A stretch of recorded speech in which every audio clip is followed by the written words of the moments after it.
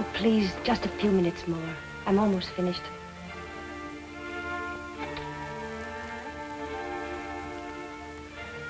Will you please give this letter to the warden? It's from Mr. Finch. I will.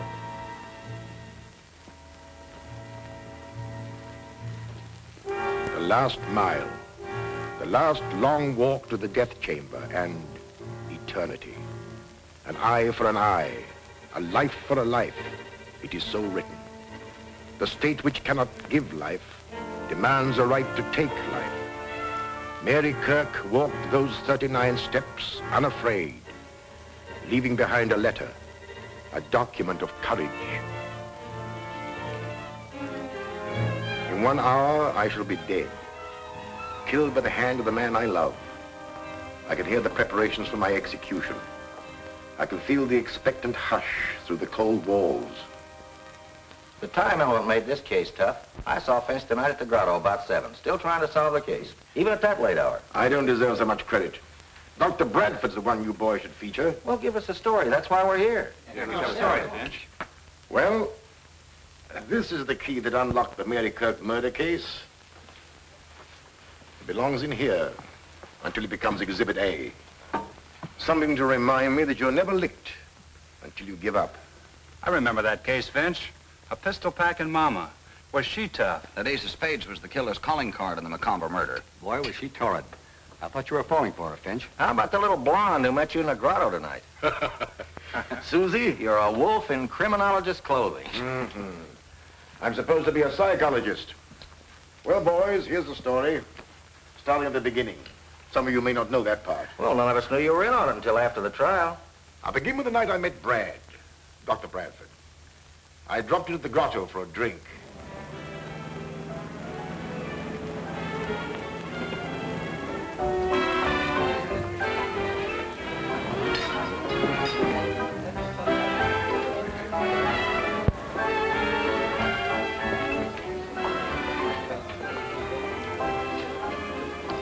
Bourbon and soda, please. No ice. So after all that, what could I do? I just had to accept the mink coat.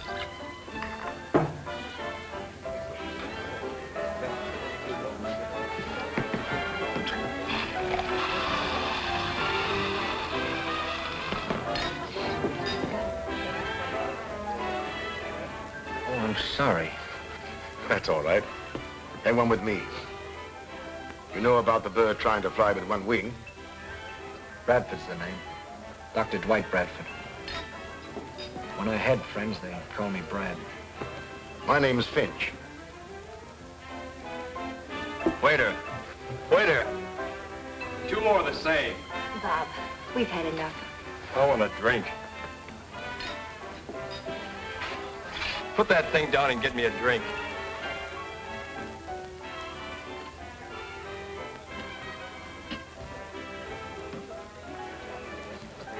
Office around here? No, I'm not a practicing physician. I'm doing some research. You're lucky. Doing something you like. Aren't you? Charles Finch, the criminologist. I've seen your picture in papers. I keep insisting that I'm a psychologist. And I say I'm a scientist, but I haven't proved it yet. That's not all. I've got another job. Have to. Scientists rarely make a living. But I don't talk about it.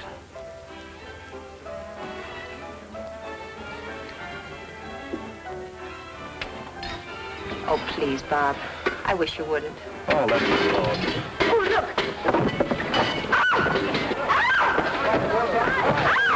All right?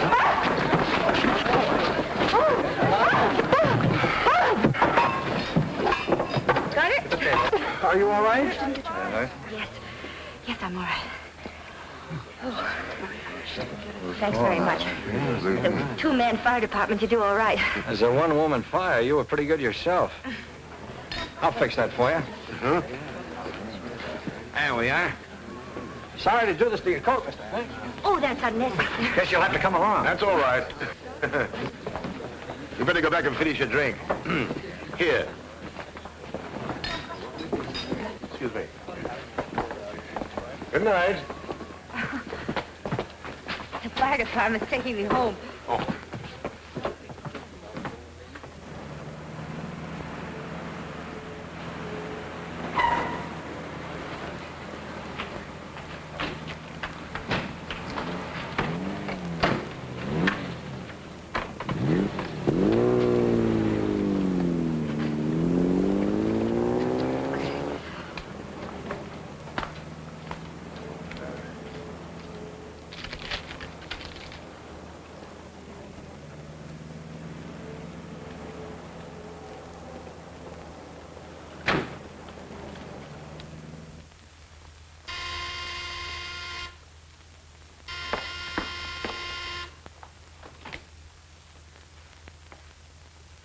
Come on in. We're inspecting the damage.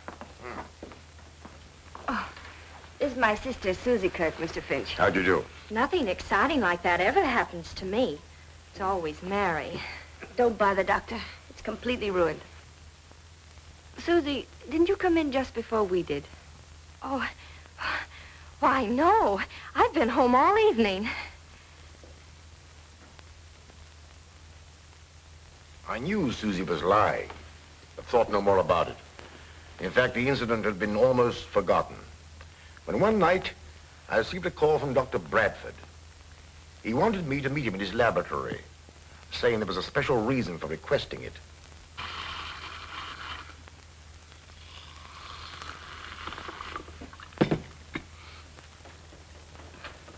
Mr. Finch, I wanted to tell you some of the things I'm doing. Bourbon and soda, isn't it? And no ice? No ice. Pardon me. A few months ago, the papers and magazines carried some surprising stories about the celebrated Dr. Ziegfeld, who has since died. He claimed he had revived animals after they had been dead for some time. Yes, I read about it. Now, from my own research, I'm convinced he was right, and I'm determined to carry on his work. The very essence of life, I believe, clings to cells and is held in the heart of atoms for an indefinite length of time, depending somewhat upon how we meet our end. If you could find some way to bring people back from that borderland, you'd be one of the world's great benefactors. Take, for instance, a case of death by drowning. Or electrocution. I told you I had a job I dislike, that I hate. I'm the executioner for the state. I'm the man who throws the switch to kill those condemned to die. That's not what one might call a pleasant job, but in your case, I can understand it. Not only that, but I must work. It costs quite a lot to run this laboratory, and I have to have money. And I suppose you have opportunities to study those who have been legally put to death. Only with limits. Permission must be obtained. There's a lot of red tape, and properly so.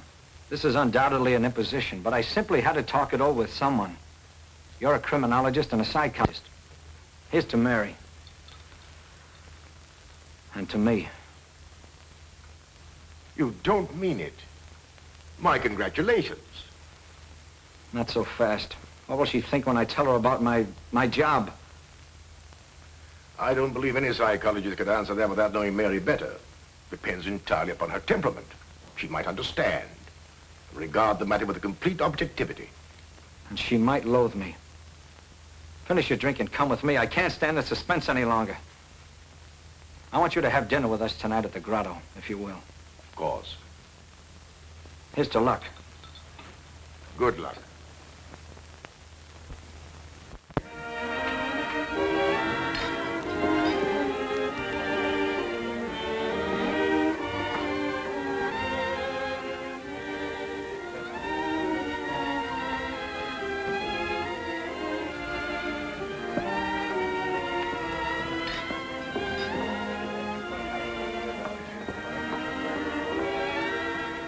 Sorry to be late. How are you, Mr. Finch? Glad to see you again. A man named Richard was telephoning Susie, and he was so insistent that I was trying to find out where she was. Did you leave a message for her? Yes, I did. I left word where she could find me. Mary, would you care for a drink? I'd like a cup of coffee. Coffee. Waiter, bring the lady a cup of tea, please. I said coffee. Coffee. She said coffee. Mary, this is probably the strangest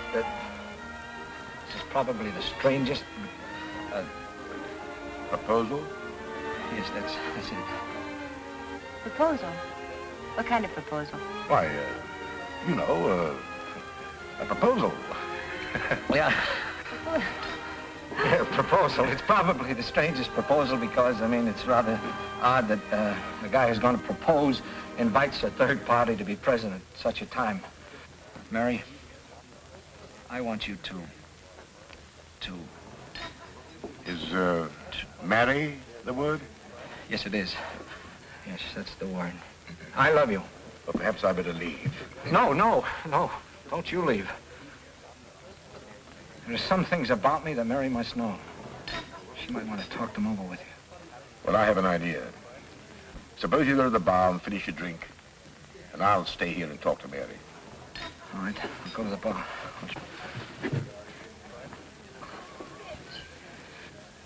Give me a high rye ball. We're all out of high rye balls. How about a German with ginger ale? German, then. German. If you could look upon Dr. Bradford merely as an instrument of the law. Oh, but surely he could get another job. If he loves me. He does love you. And we might get him another job, as you suggest. In fact, I already have an idea that might work out.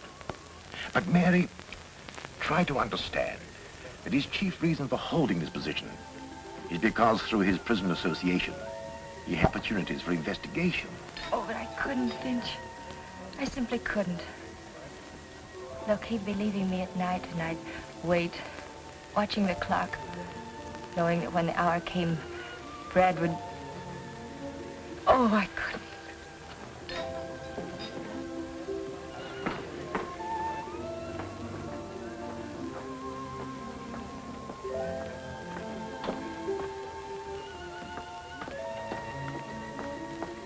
I've got to speak to you for just a moment. Excuse me. What happened? I'll be right back. Did you tell her?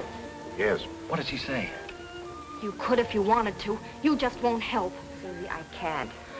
Why don't you tell me who's in trouble? He's a friend of mine, and I feel I'm responsible. The one who was calling this evening? I don't know who you're talking about. Susie, I'm sorry. I haven't the money to... You would if it wasn't for... If it wasn't for what? Nothing.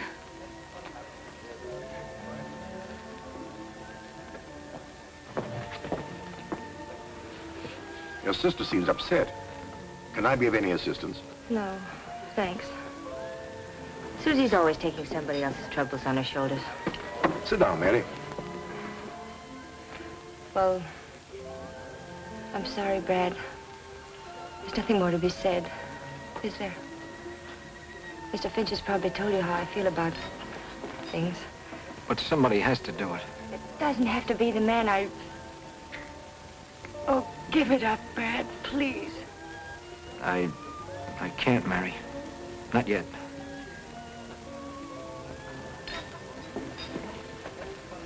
Take me home, Brad.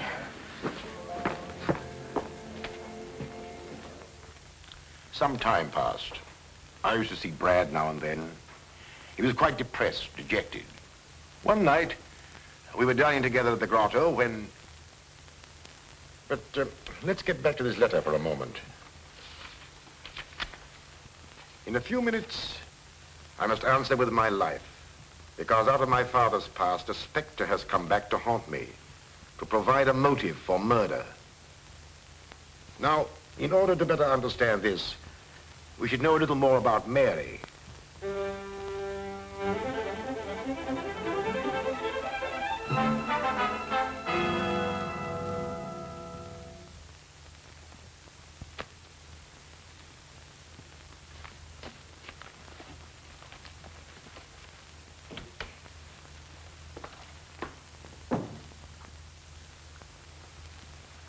Yes, all right. Oh, Miss Kirk?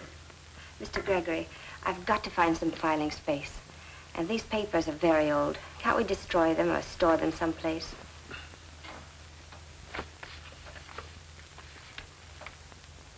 My, Tom Logan. I was too smart for that crook. I was appointed head of the civic committee to clean up the city. Picked the right man, busted the racketeers in jig time. Logan was killed. That was a dozen years ago. How'd you know that? The complaint's dated. Oh, of course. I thought you were too young to remember. About the age of Tom Logan's oldest girl, I should guess. And there was a younger one. Mother died when she was born. I tried to find them both, plunk them in a reform school. But some relative of the mother's took her out of the state. Two little crooks, I suppose. Couldn't be anything else. Blood will tell. I pride myself on the fact that everyone working for me in my bank comes from the right people. I've personally examined their backgrounds and know they can all be trusted. What about me? You're the one exception. However, Frank Ross, my oldest friend, recommended you. His word's good enough for me. You've been with me for 5 years, and you wouldn't be in this confidential position if you hadn't shown the right stuff. Thank you, Mr. Gregory.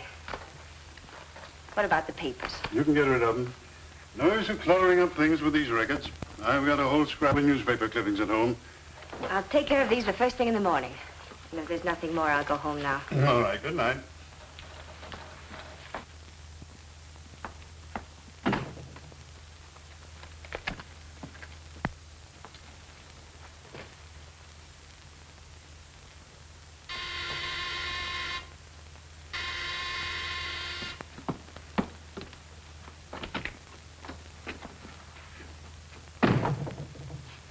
I told you never to come here again.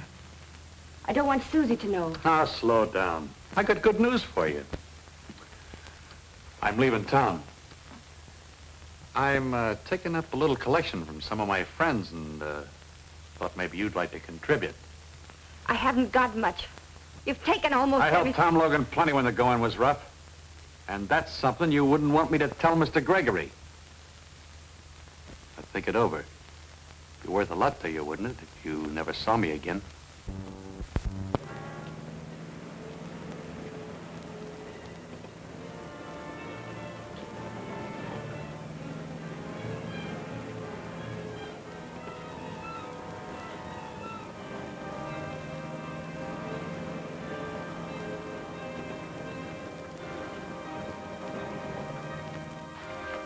That money I've saved is for Susie.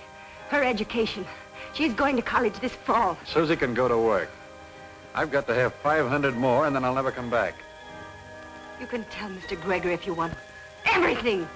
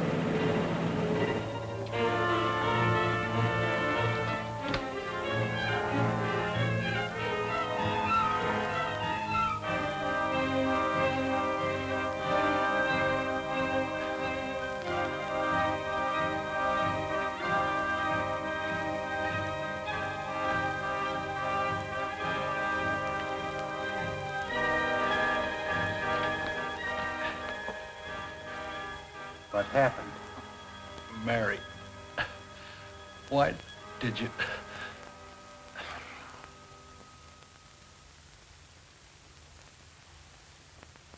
He says somebody named Mary done it.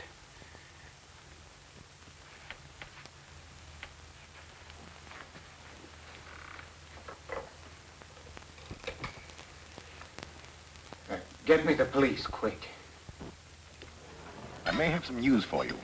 Good news. It'll take a little time, but...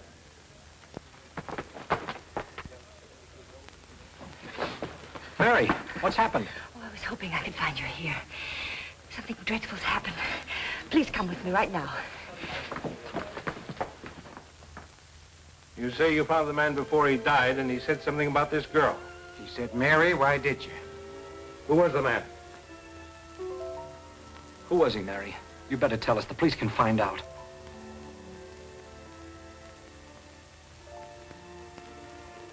Oh, Red.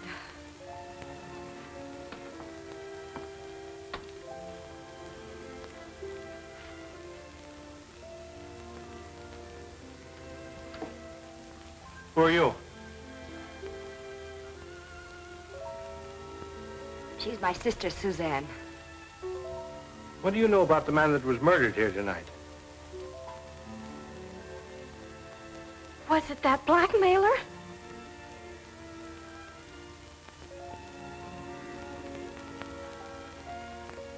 His name was Willis Millen.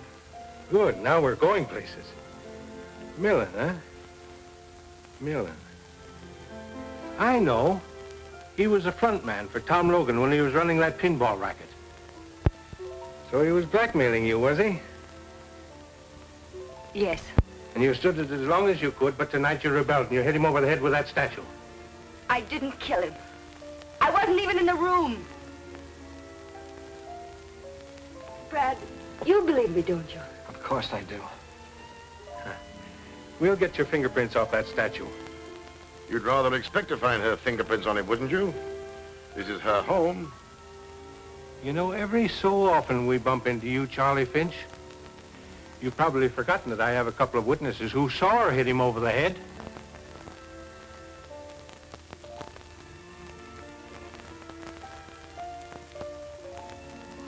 I'm afraid I'll have to ask you to come to headquarters, Miss Kirk.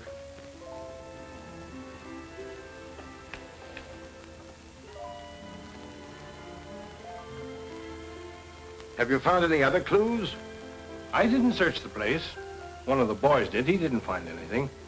This isn't one of those tough cases that depends on clues. Perhaps. In my experience is there's no such thing as a sure conviction, not even when there's a confession. The girl claims she didn't do it. Perhaps you'll need a key to unlock a mystery before you're through, Sergeant. It'll take more than a key to get her out of jail.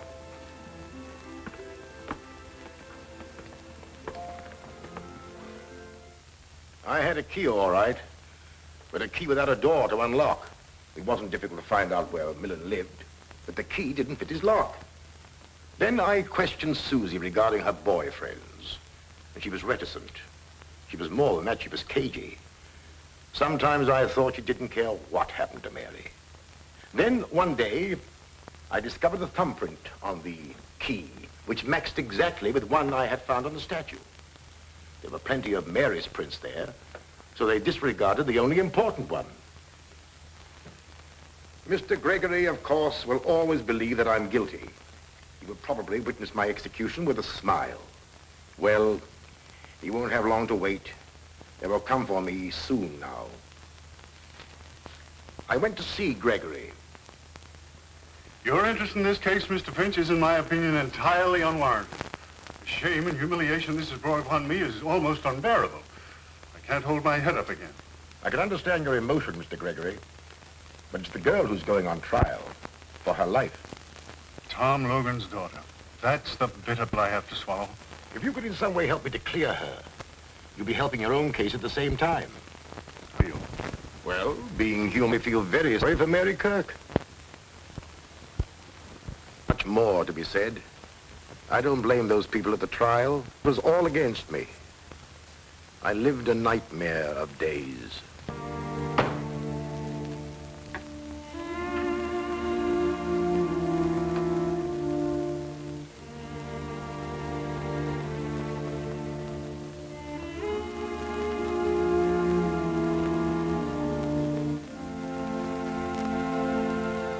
I first met Mr. Millen one night when my sister was out. He came to the house. Did he mention money? Yes. He supposed I knew Mary was paying him. Did you tell her about the visit? Yes. But I never mentioned I knew about the money. Robbery couldn't have been the motive. We found a large roll of bills in his pocket. If I'd known she was using an alias, that she was Tom Logan's daughter... Objection sustained. I can say what I think. Not in this court. Mr. Gregory, it is Mary Kirk Logan who is on trial, not her father. But I... You will confine your answers to the questions asked. Susie, do you believe your sister is guilty? Yes. Why do you think that? I heard Mary threaten him once when I was in the bedroom and she didn't know it.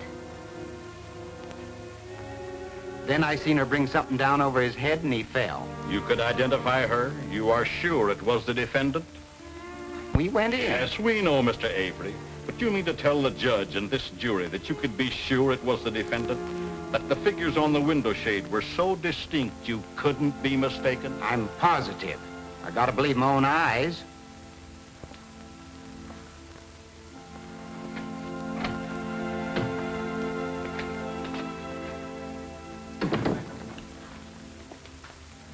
only one thing to do. Put Mary on the stand. Perhaps her sincerity will convince some of them. When I came out of the bedroom, I saw no one. He was lying there. I wanted to get help.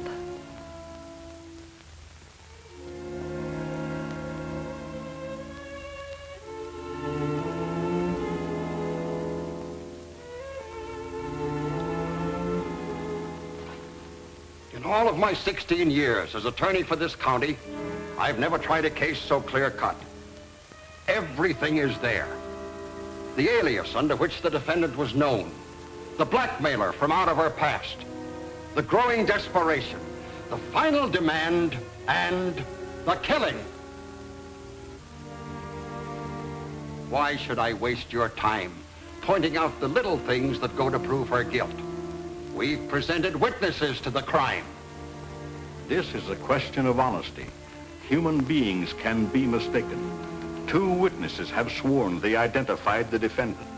But it is possible, through the confusion of rapid action silhouetted on the window shade, that they could be wrong. I put the defendant on the witness stand so you could judge her honesty. If she were dishonest, she could have claimed Millen attacked her and she struck him in self-defense. She didn't claim it because she was telling the truth. We find the defendant guilty, as charged. On the night of April 15th at 11 o'clock,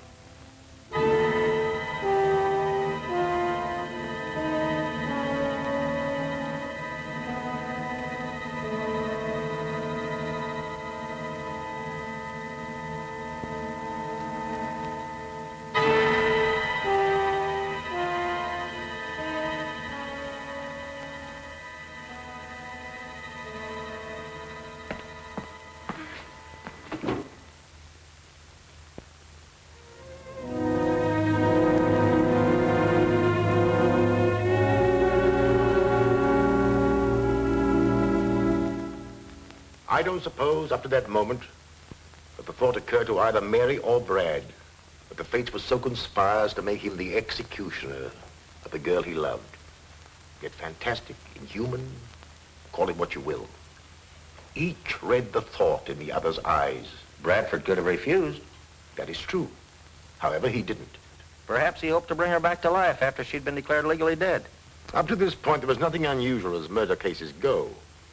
But a strange psychological change was taking place, as you will see.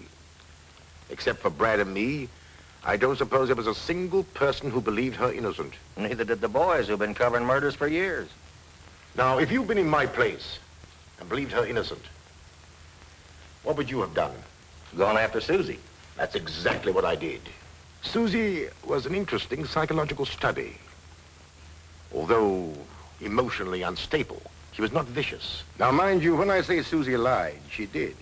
But she was convinced that Mary was guilty. Why shouldn't she protect her boyfriends? They were innocent. However, there was one who wasn't innocent. But someone Susie, by no stretch of the imagination, could connect with the crime. And like many adolescents, her defense mechanism made her evasive. I know you're anxious to help your sister. Of course, but how can I help her? Someone might have killed Millen while she was in the bedroom. I suppose they could, but Mary said she didn't see or hear anyone. Someone who got in the back door, through the kitchen. One of your boyfriends, perhaps. Mr. Finch. If you'll forget your indignation, perhaps I can save your sister from the electric chair.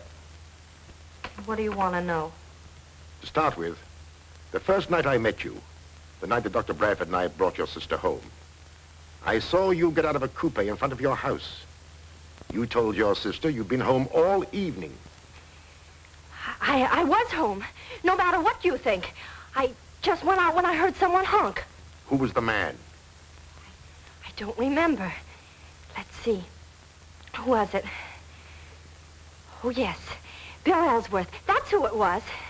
Where can I find him? Oh, I haven't the remotest idea. He's a boy I met at a dance. You might give him the name of all the other boys you know, that you go out with. All of them? I hope you've got plenty of paper. Well, I could believe there'd be a long list. Oh, Mr. Finch.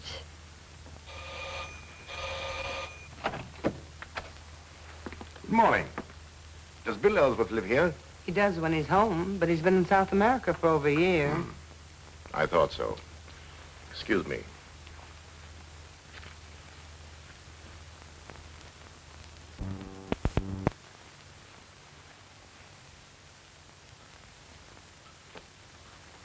There wasn't a clue in the whole list. A lot of youngsters, most of them, many of them like Ellsworth, not even in the country. And I had caught Susie in another lie. Well, what about Millen's friends? Millen was always a cheap grafter, a coward. I tried through his friends to get a clue, but even the underworld despised him. Well, he was no friend of Tom Logan's. And while we're on this subject, Gregor was out to make a name for himself. That's why he went after Logan and his pinball machine. To hear Gregory tell it, you'd think Mary's father was a gangster. He was running a legitimate business till the city council banned the games. That was my chief reason for investigating Millen's friends. I hoped I might be able to hang something on Gregory. Well, as you know, there was an appeal. Motion for a new trial was denied. But anything to gain time. However, we lost. And once more, I went to see Mary.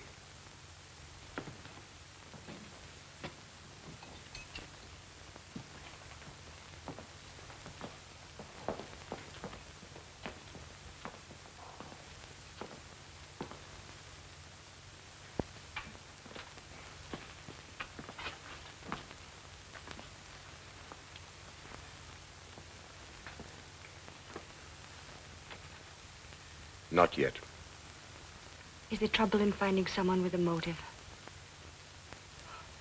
Do you remember the night you came out of the grotto to meet Brad and me, and you were late? You said some man had been telephoning Susie. Do you recall his name? No, I don't. It was a first name. I never heard Susie mention him before. But try. Try what it was. What did he say? Well, he didn't say much. He was excited and said, tell her... Yes? I can't remember. Perhaps this will help. When Susie came into the grotto, what did she say?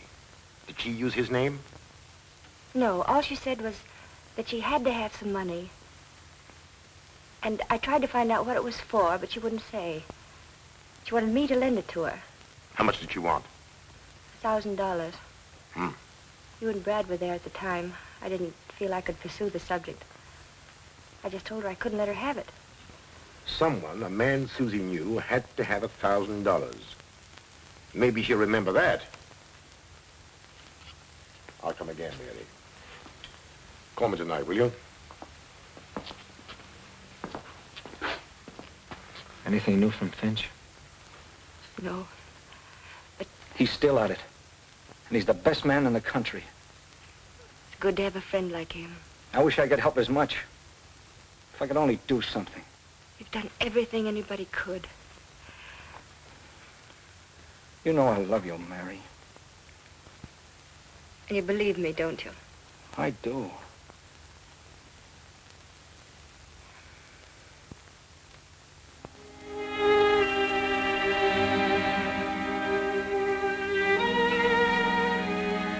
The matron has come for me now, and I must close this. But I want to tell you something it will be difficult for you to believe. Incredible as it may seem, as the hour of our execution approached, Mary became resigned to the fact that Brad was the executioner for the state. To quote her, "I wanted to be Brad. I know now how the women of our western plains must have felt when facing death at the hands of savages." By a process of reasoning, she became to regard Brad, the executioner, as but one small cog in the machinery of the law by which he was doomed to die. The jurors that voted for conviction and the judge who passed sentence were far more responsible, in her opinion. Well, she's right, but who'd expect a woman to be that logical? That brings us to tonight. At the grotto. And Susie. The usual, no ice. Yeah, just the man I want to see. Any last-minute developments in the Mary Kirk case? Nothing. 7 o'clock. Guess the execution will come off on schedule. At 11. You asked me to meet you here? Oh, yes. And you're right on time. Come on. Let's find a booth. Finch is still trying. I talked to that little dame, and she doesn't know anything.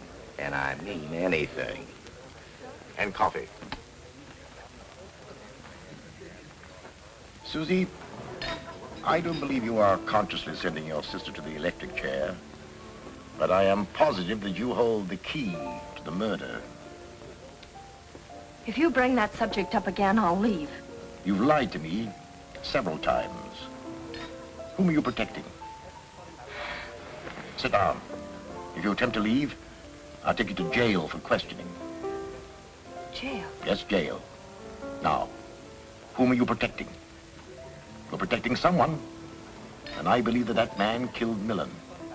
I'm not protecting anyone. I've got a right to some privacy.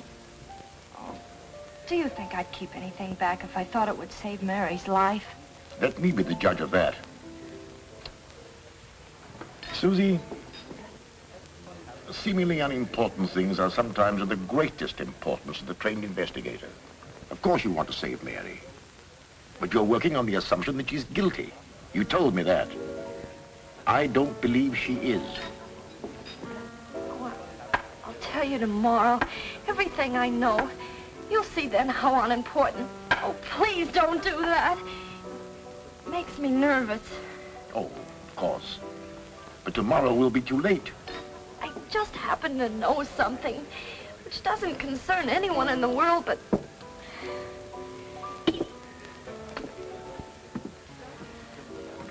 But whom? Someone you wouldn't know. It has nothing to do with me or you or Mary or anyone else. You better put that car key back in your pocket before you forget it. How do you know it's a car key? It would just as well be a house key. Oh, I don't know. I just supposed.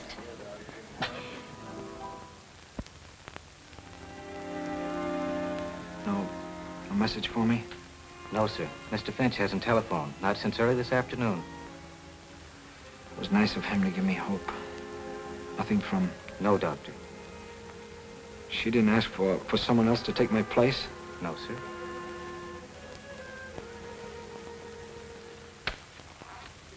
Susie, I'll let you keep your secret if you tell me the name of the man who was in the coupe. The one you said was Bill Ellsworth. I said that because it was none of your business. I never dreamed you'd check up on me. Who was it? That key belongs to the man who was in the coupe. I'm sure of it. What's his name?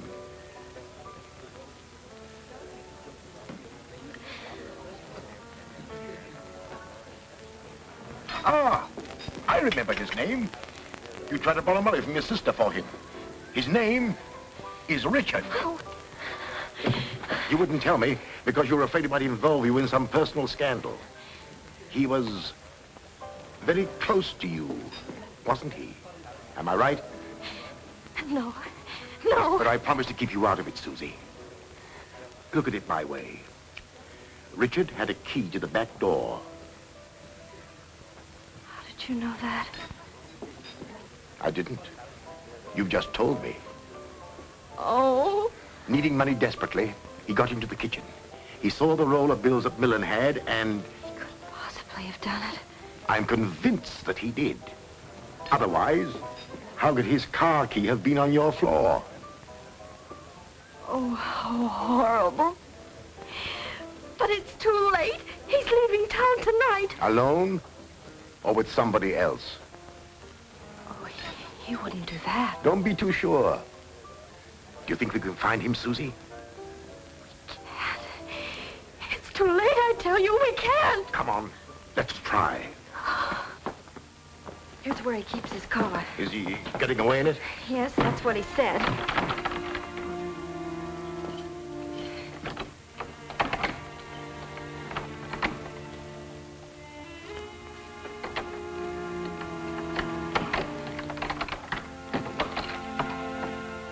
That's his car. Good. We're in time. Where does he live? Around the corner. Ah.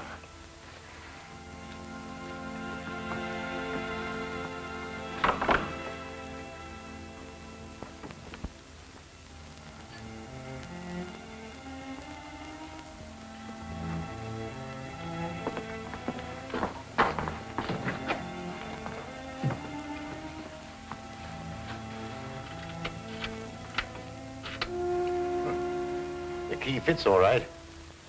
Now, there's nothing to do but wait. And pray. Pray that he comes in time.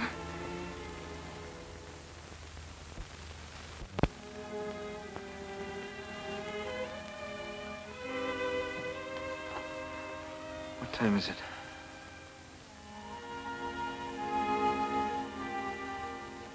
You've got half an hour. Half an hour.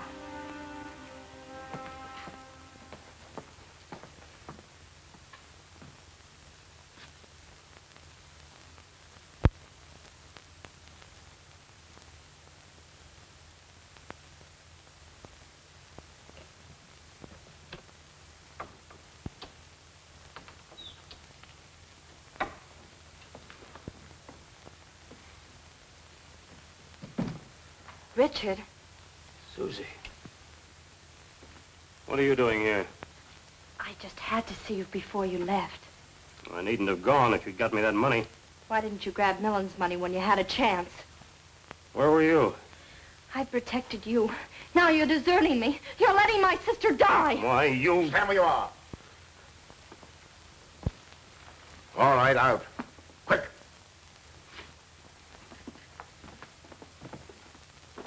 Snell's proved to be a coward at heart. He wasn't hard to handle. He was stalling as much as I suspected. He worked at Gregory's bank and wanted to be a big shot. So he stole some money and tried to cover it up. Then he stole some more to make his first theft good, and so on. Susie was flattered by his attentions and tried to get some money from Mary for him. Heaven knows what reason. What really happened was...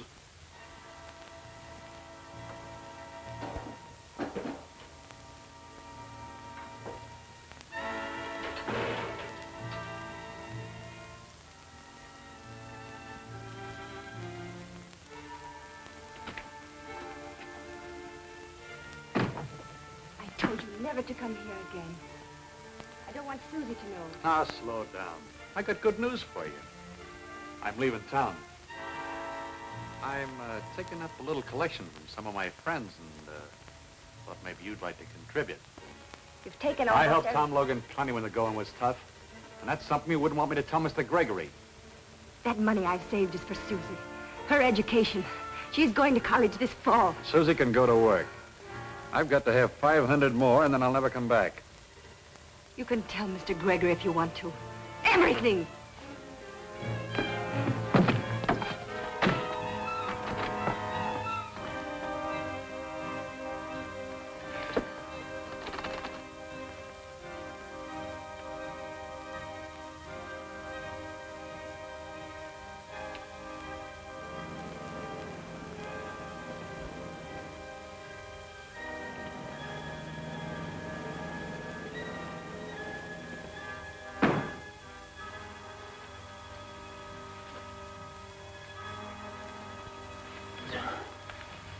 Mr. Millen?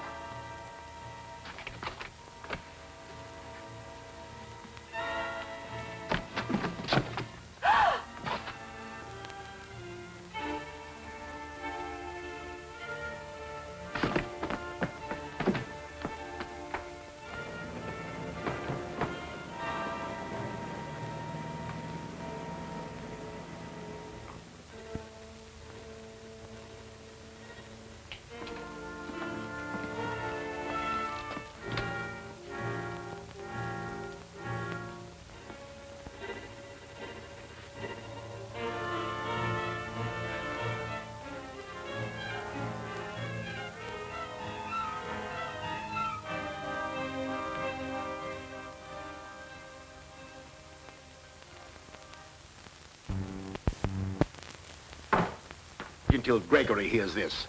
Hello? Get me Governor Harrison on the phone. What? And hurry. It's a matter of life and death. Try the executive mansion. He told me he needed... Hello? Out? Well, find him. All right, we'll try there. Governor Harrison had a broadcast tonight. His wife doesn't know where he went from there. Oh, yes? Is Governor Harrison there? Left 10 minutes ago. Did he go home? Did he have anybody with him? Just his chauffeur. Thank you. Susie, Get on that telephone and keep trying. The police here will help you. Tell Mrs. Harrison who you are, and we have a confession. We're fighting against time. Get me a motorcycle escort. I'm going to try and convince that warden if I can get there in time. Oh, couldn't you telephone him? He won't listen to anybody but the governor. That's the law. But if I can see him, I might get him to delay the execution. Oh, I'll get the governor somehow.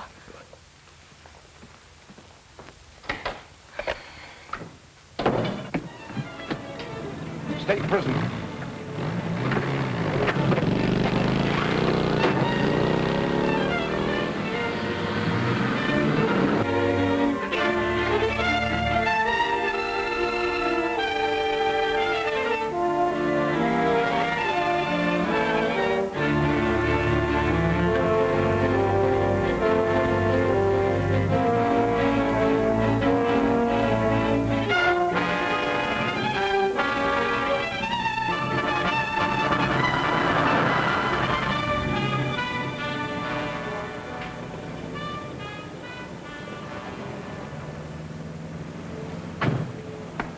What are we doing here, Jennings?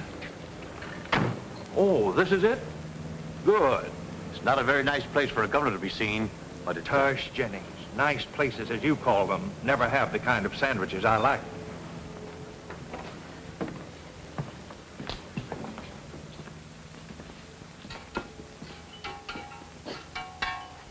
What can I do for you fellas? Oh, excuse me. I just listened to you on the radio, Governor Harrison. It sure was a swell speech. Thank you. Now, could you make us a couple of Denver sandwiches? Smothered in onion. I'll make you the best ones you ever eat.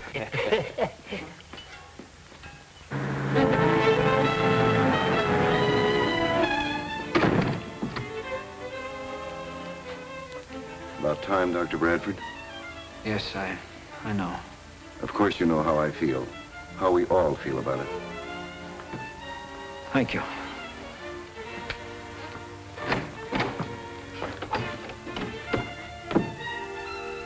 There's always the millionth chance the governor will intervene. I'll be right by the telephone, sir.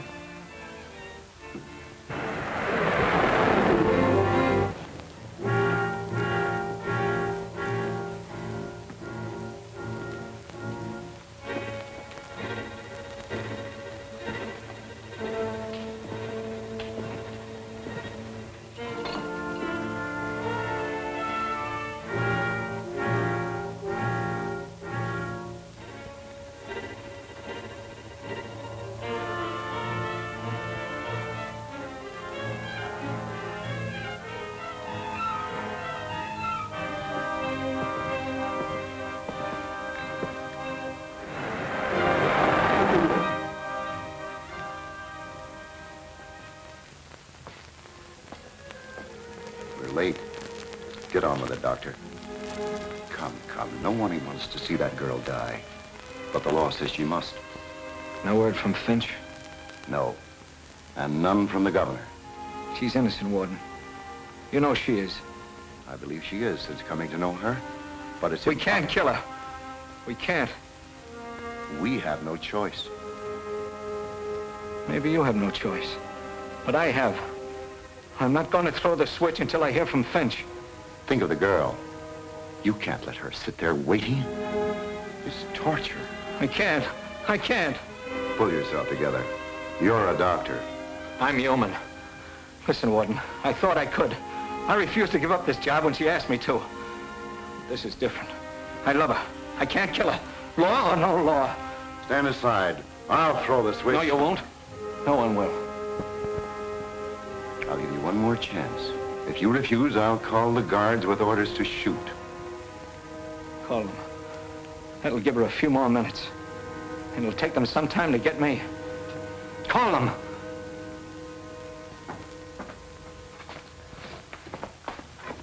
Listen to me and you'll have the scoop of the year. We've got Snell's confession. My sister's innocent. Help me. Please, please. I'll give you one last chance. Come on.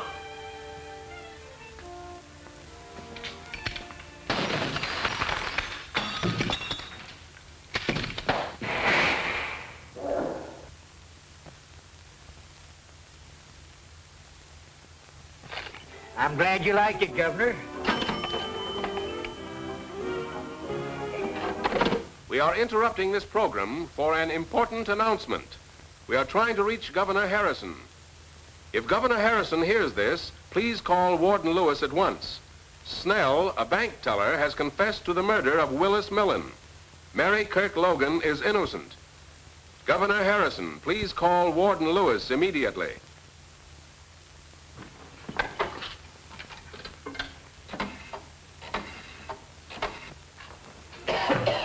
Just keep him here until I come out.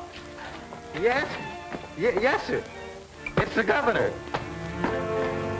Stop, Warden! The governor has stayed the execution. A bank teller by the name of Snell has confessed. The governor hasn't all the facts, but is satisfied it's so. Thank heaven Dr. Bradford saved her. Is the governor on the wire? Yes.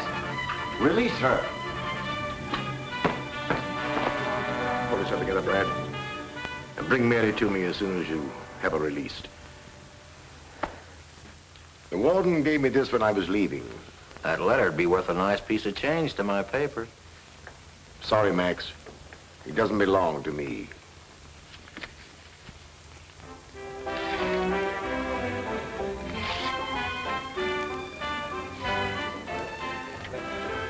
No, let's not be so solemn. It's a rare thing for the ghost elect to be able to destroy her last will and testament. Which reminds me, this letter is your appointment to the staff of the Chicago Research Foundation and Professor Michelson. Thanks for everything. Well, here's to the new job, a lovely wife. My dear friend. I prefer my toast this way. Waiter! Waiter! Put that thing down and get me a drink. Please, Bob, you've had enough. I want a drink. Darling, I think we'd better leave. This is where we came in. You coming? No, I think I'll stay. I still have my overcoat, and you never can tell.